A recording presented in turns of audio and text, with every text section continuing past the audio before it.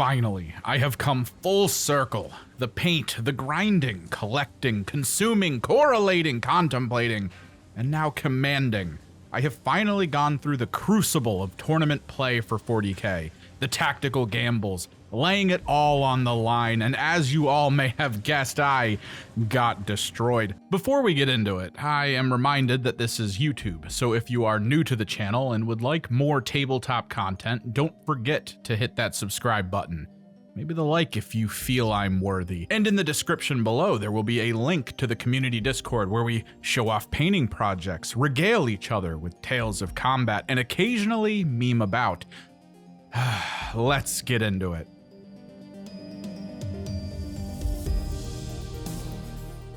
It's been a little bit of time since the event, and my mind is still on fire, but still, I wish to reflect on it. First off, my goal wasn't to go full sweat mode. Let's be clear on that. Last minute, I even wanted my list to lose an element of it that felt mildly sweaty, but lists were locked, so Magnus got some table time. I settled on my Thousand Sons after going back and forth from Chaos Knights and them. My Genestealer cults were kept on the shelf as the admin needed to make them work is still a little time consuming, which is bad when you have to power through rounds in a competitive scene in record time. The list. Magnus, as we established. I wanted to swap him with an Abominant for the Lels, but that list is for another video. He is certainly the single best value for cost unit in the Thousand Sons arsenal. Just a solid pick. 1 Demon Prince on foot. The Stealth Aura will reinforce the already hard to kill Thousand Sons units. He'll bring an Arcane Vortex to further push his melee damage. 2 Shaman, 1 with Scrolls, 1 with the Teleport Crystal, 2 squads of Zangors for missions and screening purposes, 2 squads of Zangor Enlightened, 1 with Spears, 1 with Bows. The idea is that I could give one of them the ability to teleport right off the bat, and cause some problems either sniping some characters or threatening some potential melee, mostly using their speed and mild durability to do the needed missions. 2 squads of Chaos Spawn, as represented by some Ogroids, which are just giant Zangors, honestly. Good little mission unit that can hide and maneuver when needed. 2 Forge Fiends to spread some pain while plopping down some suppression debuffs, further pushing the hit dice reduction for those not near the prince. And lastly, because of how rare it is to see, 3, yes, I said 3 Mutalith Vortex Beasts. Highly versatile monsters capable of putting the hurt on fodder and tanks at the same time. Did I mention there are 3 of them? This completes the Magnus Walks the Dogs list. A meme among memes. Low Cabal points, low adaptability, very straightforward in its approach, and very reliant on the ability to roll 5s. Much of the core of this army hopes to take benefit from its 5+ invulnerable and alright toughness level to weather any kind of storm they will be faced with. And if anything gets past that invulnerable, many of the units carry a 5+ feel no pain. I'm sure many of you have experienced the demoralizing function of this ability. Again though, it's just more 5s. The tournament itself was a team tournament. The team I was on unanimously felt like we were probably not going to do super well, but wanted to gain the experience. 3 games in total, all using the same terrain layout, but with 2 different deployments and 3 different missions. From the Leviathan pack, missions BMF. 2 rounds of quarter deployment, 1 of short edge diagonal. Only the opening round had a mission rule, increasing the total objectives on the field. And that match was against Sisters, my first time playing into this faction, but I've seen enough of them to know some of the basics. Many of the on-field units are what I've come to expect from the Sisters, and even though I screened well enough to prevent a backfield drop in turn 2 and beyond, it mattered not. The Sisters stayed well hidden for the bulk of the game, preventing too much damage from my Mutaliths and Forge Fiends, and despite the hit dice reduction, still had the numbers to drop my larger models with ease. This of course means I was unable to roll enough 5s, which was kind of the point of this list. The Mutaliths, the Chaos Spawn, to a lesser extent the Enlightened. All of these basically decided they would indeed feel as much pain as they could. rolling much lower than the 30-ish% reduction beyond what the toughness levels should have reduced anyway. That's not to say my damage output wasn't great. That is where much of my luck seemed to shine through during this tournament. After a turn, I lost a Mutalith and a Forge Fiend, one more saw the other Mutalith down. Most of my Enlightened ended up serving no real purpose. Even though I held on and kept the score close for a few turns, the 4th and 5th round ensured the Sisters earned a dominant victory, which is fine, because at least I earned a small victory here. My first round of a tournament, my first time back. I was able to go through every turn. Didn't run out of time, didn't get tabled. I managed to keep it going for a bit and at least attempt some comeback functions. I took out some characters, crushed some squads. Sadly, not enough by the end, but it was a solid game all around, good player camaraderie, and it was a huge confidence boost. Planning for this tournament had me waffling between Thousand Suns and Chaos Knights for one reason: speed of play. I was worried that any layers past the simple move, shoot, charge, fight combo would cause me to fall into a foreboding sense of self-doubt that would stun-lock me into not finishing any games. For weeks prior, I was constantly looking up tools and systems people use to shave time off the round and track everything. It's why I was happy when a member of the community reached out with their Etsy store, Grotskull's Workshop. I managed to snag tokens of all kinds there to remove any doubts during play as to what was happening, easily tracking which mode Magnus was in, easily remembering which units were under the suppression debuff. Super helpful, and tokens are becoming a mainstay of this tabletop game in big ways from what I've been seeing recently. They were genuinely helpful, and I thank them for the suggestion of snagging some.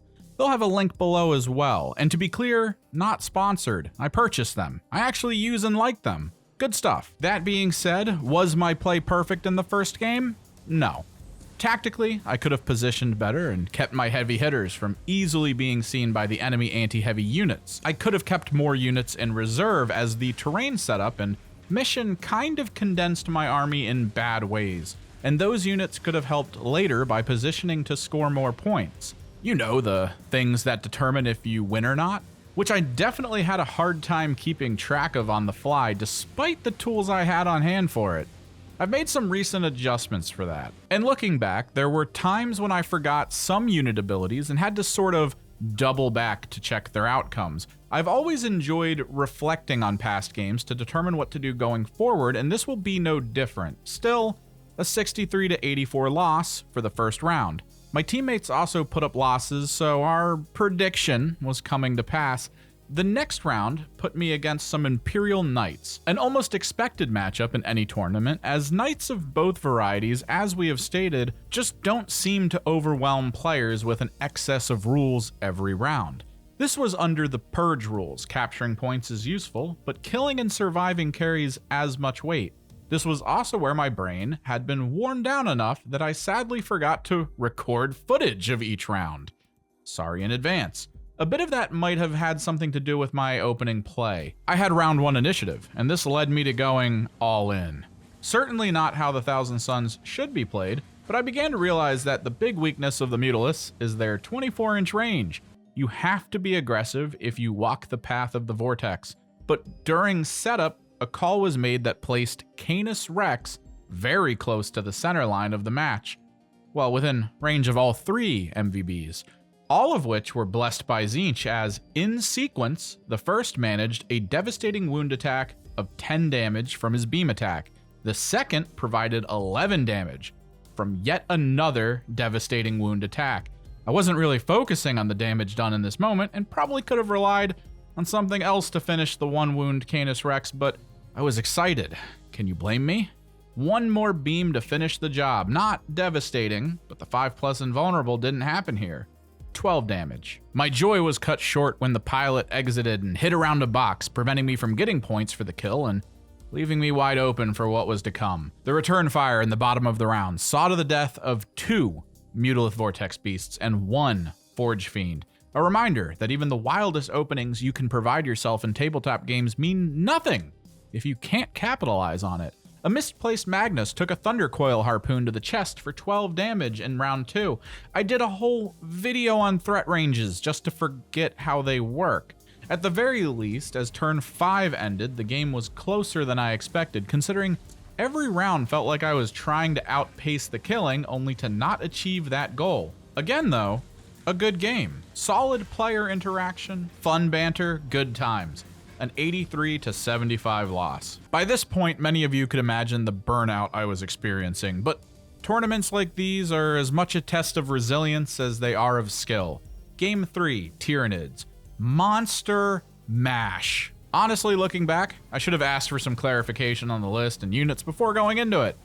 I've had some experience with Nids, but the menagerie that was used against me had so many different rules that I had never experienced, as well as Toughness 11. I've put a lot of thought into Toughness 10, even Toughness 12, but 11 causes some weird things to occur in my decision making, like a glitch in the system. My opponent put his units in mid like a defensive line in football, the American version. Not much I could do to slow it down or stop it. Again, everything I had was on the field, so I didn't get to take advantage of trying to chip away at the meat wall before engaging them in combat. Eventually, Magnus joined the fray and showed the Nids what it means to be a Primarch, but by then, it was too late. In more ways than one. This was the first game that was stopped at the end of round 4. I'm not even sure how that happened. I feel like I kept the same pace and my opponent felt fine in his own speed. Probably should have used a chess clock here.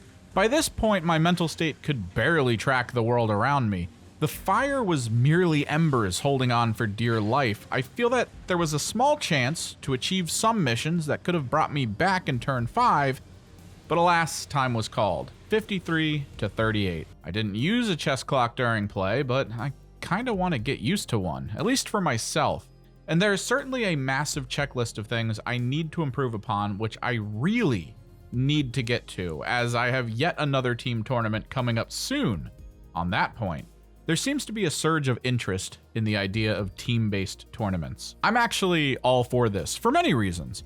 For one, in situations like this, teams are not allowed to run the same factions. This really forces a bit of variety in the on-field lists. Granted, this could always lead to a set meta of best options for all 3 slots, but at least for most of the team tournaments I've watched, there is so much flavor represented. This also adds another layer to the strategy of an already intricate game.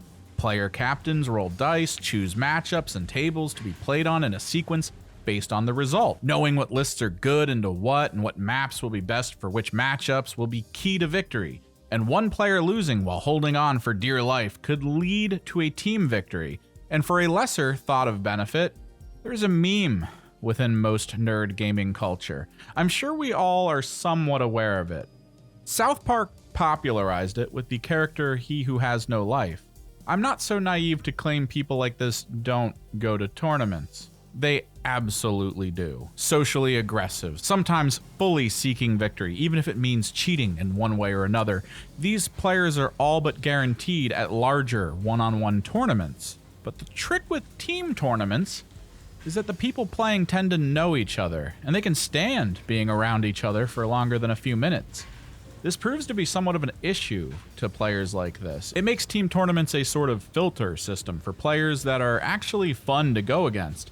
That's not to say you won't run into hardcore hypersweat level aggressive players, but normally they are more amicable than most when it comes to the actual player interaction side of things, which is a massive plus. I've been seeing more and more new tournaments of all sizes cropping up on apps like BCP with a focus on team play. 3v3, like the one I took part in, is fantastic in smaller venues with tighter knit local communities. The 4v4 I'm looking to join seems to be a bit focused on trying to pull people in from a decent distance. Then you get to the big leagues. The NTL recently announced their schedule for the 8v8 league. One can only imagine the insanity. And I gotta say, I am hyped. I can't wait to go to more events, maybe even branching out occasionally for Kill Team or Underworlds, possibly even picking up some AOS as the new rule set comes out. So much to do, and I have to record it all for all of you. Oh God. Definitely have to get better at that. With that all said, do any of you have any fun stories from tournaments past, or are maybe looking forward to some big events in the future? Let us know in the comments below. One of the best elements of the hobby tends to be the fireside chats of hard-fought victories or nail-biting losses us nerds all have. And don't forget, we have a community Discord where you can show off projects or share your own battle reports with the denizens of this Space Hulk. The link is in the description. And with that, likes for the like god and subscribes for the subscribe throne. I am Kimmerix, and I'll see you in the next one.